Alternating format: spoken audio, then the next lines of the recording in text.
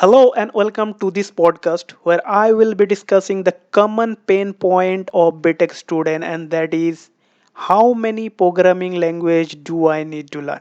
Yes, how many programming language do I need to learn? As a BTech student, you are probably already familiar with the fact that programming language are the essential part of your curriculum. However, with so many languages out there, and it can be very hard to take a decision which one to focus on.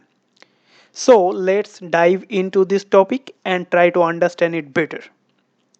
First and foremost, it's important to understand that programming language are just tools to solve problem, and different tools are better suited for different tasks.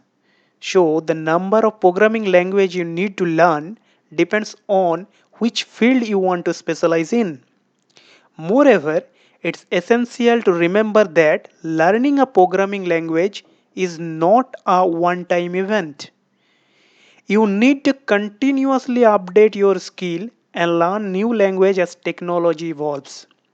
So instead of worrying about the number of language you need to learn, better focused and mastering on the fundamental of programming.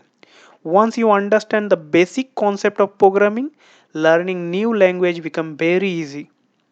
In fact, most programming languages share the similar concept and structure. So in conclusion, I can say the number of programming language you need to learn depends on the field you want to specialize in. However, it is essential to remember that mastering the fundamental of programming is more important than learning a specific language.